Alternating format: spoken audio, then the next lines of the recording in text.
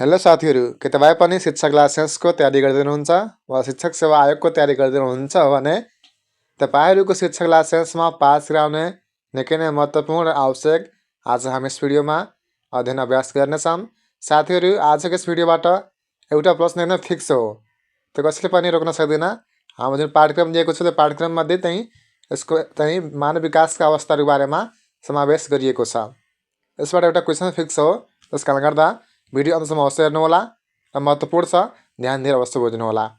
आजको यस भिडियोमा हामीले बुझ्नेछौँ मानव विकासका अवस्थाहरू। पहिला हामी बुझौँ मानव विकासका अवस्थाहरूका चरण र त्यसको अवधिहरू हर्लकका अनुसार है। त्यस्तै गर्भावस्था। गर्भावस्था भनेको गर्भधानदेखि जन्म नभएसम्मको चाहिँ अवधिलाई गर्भावस्था भनिन्छ। नवजात अवस्था। नवजात अवस्था भनेको बच्चा जन्मदेखि 2 हप्ताको अवधिलाई नवजात अवस्था भनिन्छ। शैशवावस्था। साथीहरू, शैशवावस्था भनेको दोस्रो हप्ताको अन्त्यदेखि 2 वर्षसम्मको अवधिको बालबच्चालाई शैशवावस्था अन्तर्गत मानिन्छ। पूर्व बाल्यावस्था। पूर्व बाल्यावस्था भनेको 2 वर्षदेखि 6 वर्षको अवधिलाई। उत्तर बाल्यावस्था। उत्तर बाल्यावस्था भनेको 6 वर्षदेखि 10 वा 12 वर्षको अवधिको लागि उत्तर बाल्यावस्था भनिन्छ। यसपछि रहेको छ यौन परिपक्वता वा सन्धिको अवस्था। यसलाई चाहिँ 10-12 वर्षदेखि 13-14 वर्षको अवधिलाई मानिन्छ भने किशोर अवस्था। किशोर अवस्था भनेको 13-14 वर्षदेखि 18 वर्षको अवधिलाई चाहिँ किशोर अवस्था मानिन्छ। त्यसपछि आउँछ प्रारम्भिक वयस्क अवस्था। यो चाहिँ 18 वर्षदेखि 40 वर्षको अवधिले चाहिँ वयस्क अवस्था अन्तर्गत पर्दछन्। त्यसपछि आउँछ मध्य अवस्था। मध्य अवस्थाको चाहिँ 40 वर्षदेखि 60 वर्षको अवधिलाई चाहिँ मध्य अवस्था अन्तर्गत मानिन्छ। त्यसपछि अर्को रहेको छ अन्तिम वृद्ध अवस्था। वृद्ध अवस्था साथीहरू 60 वर्षदेखि मृत्युसम्म। यदि कुनै व्यक्ति 60 वर्ष पार गर्यो, जबसम्म उसको मृत्यु हुन्न तबसम्म त्यस अवधिलाई चाहिँ त्यस समयलाई चाहिँ मानव विकासका अवस्थामध्ये वृद्ध अवस्था भनिन्छ। साथीहरू, सबै जग्गा निकै नै महत्त्वपूर्ण छ र सबैले आवश्यक पनि छ, सबैले जानकारी हुन आवश्यक छ। यसपछि रहेको छ मानव विकासका अवस्थाहरू जीन पियाजेका अनुसार। अब पहिला हामी बुझ्यौँ हर्लकका अनुसार, अब जीन पियाजेका अनुसार। पहिलो चरण रहेको छ इन्द्रिय चाल अवस्था, सेन्सरी मोटर पिरियड। जन्मदेखि 2 वर्षसम्मको अवधिलाई चाहिँ इन्द्रिय चाल अवस्था जीन पियाजेका अनुसार भनेका छन्। त्यसपछि अर्को अवस्था रहेको छ पूर्व क्रियात्मक अवस्था, प्री अपरेसनल पिरियड।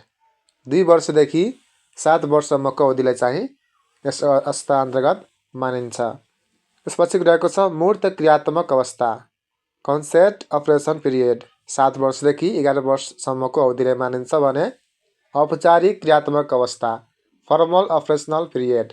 11 वर्षदेखि 15 वर्षसम्मको अवधिलाई चाहिँ यस अवस्था अन्तर्गत चाहिँ मानिन्छ। अब रहेको छ कुन अवस्थाको के विशेषता। है साथीहरू, हरेक अवस्थाहरूको विशेषताहरू चाहिँ थाहा हुन पनि जरुरी छ।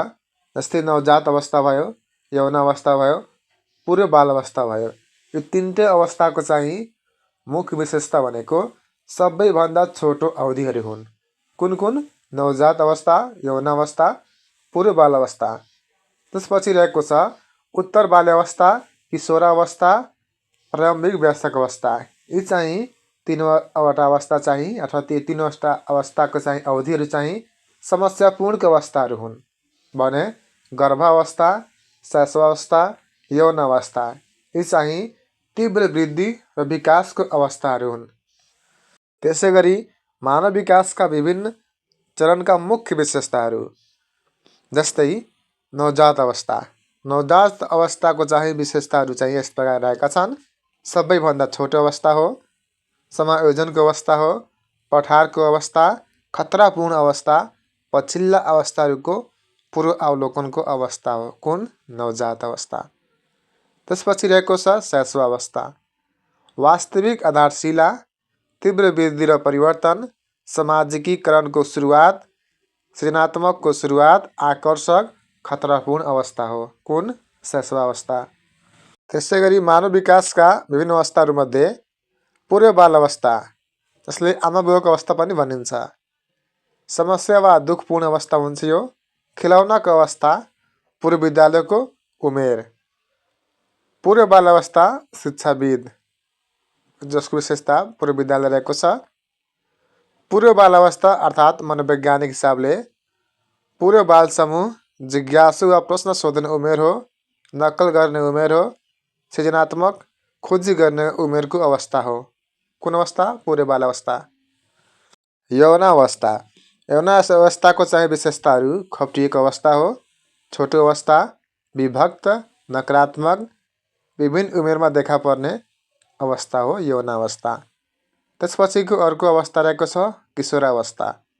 यसका मुख्य विशेषताहरू महत्त्वपूर्ण अवस्था हो, दोधारको अवस्था, परिवर्तनको अवस्था, परिचय खोज्ने अवस्था हो, डराउने वा दुखी हुने, समस्याको उमेर, दिवासोपन, बेसकपनको सङ्घार। अब रहेको छ मध्य अवस्था। मध्य अवस्थाको मुख्य विशेषताहरू भयानक डरलाग्दो अवस्था हो, सङ्क्रमणको अवस्था हो, कठिन अवस्था हो, खतरनाक अवस्था, वैढङ्गको अवस्था, प्राप्तिको समय, मूल्याङ्कनको समय, दोहोरो स्तर मापन, गुण खाली हुने समय, पट्यार लाग्दो समयको अवस्था हो। कुन अवस्था? मध्य अवस्था। साथीहरू, भिडियो मन पर लाइक अवश्य गर्नुहोला। के मनमा जिज्ञासा, सुझाव, सल्लाह, राय रहेको छ भने तपाईँहरू कमेन्ट गर्न सक्नुहुनेछ। साथै यस्तै भिडियो हेर्नका लागि हाम्रो च्यानललाई सब्सक्राइब गरी बेल आइकन थिच्दा अलमा अवश्य क्लिक गर्नुहोला। यसो गर्दा के हुन्छ कि हामीले कुनै पनि भिडियो पब्लिस गर्ने बित्तिकै तपाईँहरू समयमै ज्ञान हासिल गर्न सक्नुहुन्छ, जसको फलस्वरूप आफ्नो परीक्षामा सफल बन्न निकै नै सहयोग प्रदान गर्नेछ। यसपछिको अवस्था वृद्ध अवस्था। वृद्ध अवस्थाको मुख्य विशेषताहरू गिर्दो अवस्था हो, व्यक्तिगत विभिन्नता, विविध आधारबाट मूल्याङ्कन, रूढिवादी, सानो समूहको मान्यता, समायोजनको कमी, पुनः यौन प्राप्त गर्ने इच्छा हुन्छ।